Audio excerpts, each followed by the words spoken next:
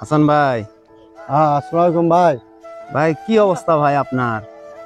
ভাই অবস্থা খুবই খারাপ, খুব কেন? সমস্যা ভাই। ফলন তো আপনার ব্যাপক হয়েছে ভাই। ফলন তো 120 মণ হারে আছে, কিন্তু সমস্যা তো এই জায়গায় হয়ে গেছে। ফলন যতই বেশি হোক, দর যদি না থাকে তাহলে আপনি কেমন করে মনে করেন যে ইয়ে করতে পারবেন? আমাদের বিঘা প্রতি তো অনেক টাকা লস চলে যাচ্ছে।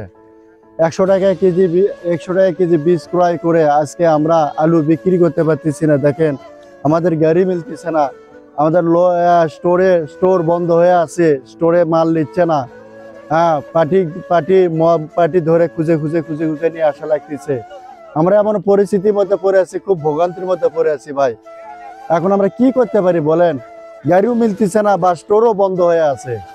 স্টোর আলা বলতেছে আলু আমরা ক্রয় করব না, আমরা আলু নিব না। মহাজনেরা তাই আসতেছে না, কি করবো এখন এই জায়গায় বলেন?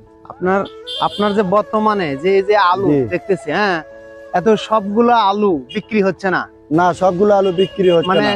কি রকম রেটে দেখেন মাঠে দেখেন আলু পড়ে আছে, আপনি দেখেন কতগুলো মাঠে আলু পড়ে আছে, নিয়ে যাচ্ছে না। আমি স্টোরের সামনে দেখলাম অনেকগুলো স্টোরের সামনে আলু লাইন ধরে গাড়ি রেখে দিছে, হ্যাঁ, হ্যাঁ, কিন্তু এই ক্ষেত্রে যে আলু স্টোরে যে ফুল হয়ে যাচ্ছে, স্টোর ফুল হয়ে যাচ্ছে, ফুল হয়ে গেছে, ওরাও আর কি করবে?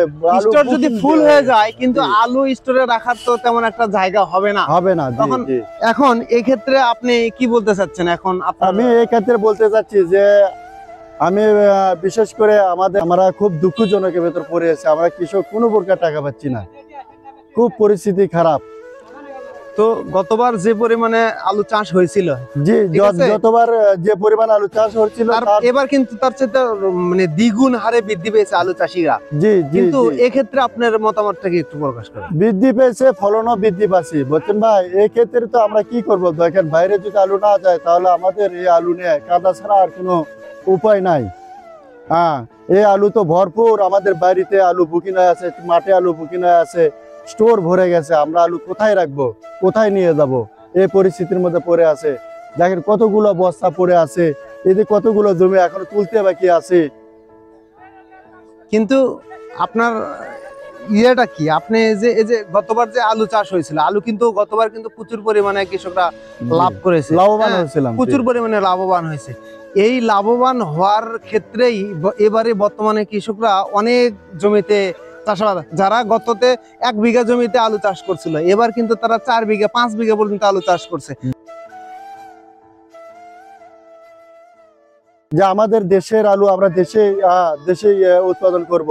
আমরা যেন অন্য দেশ থেকে যেন আমরা আলু ক্রয় না করে লাগে, এই জন্য আমরা সবাই কৃষক উদ্যোগে আমরা সবকিছু ফসল আমরা জমি থেকে ইনশাল্লাহ তৈরি করেছি।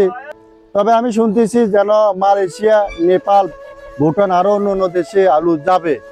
তো এই আলুগুলো দ্রুত চলে গেলে তাহলে আমাদের কৃষক অনেক কিছু লাভবান হতে পারে, বা আমরা সামনে বসে আরো আলু উৎপাদন করতে পারি। হ্যাঁ, আমাদের শাহজাহানপুর এলাকায় দেখেন প্রচুর আলু আছে।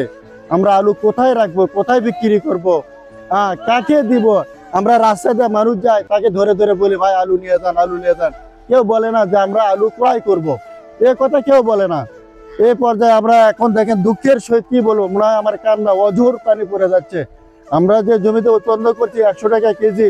আপনার যে আলু আছে, আলু বর্তমানে বাজার রেট কত?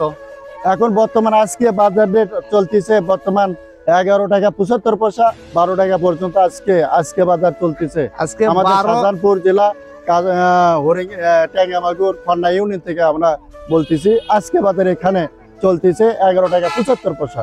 ধন্যবাদ ভাই আপনাকে। ধন্যবাদ ভাই আপনাকে, ধন্যবাদ। আসসালামু আলাইকুম।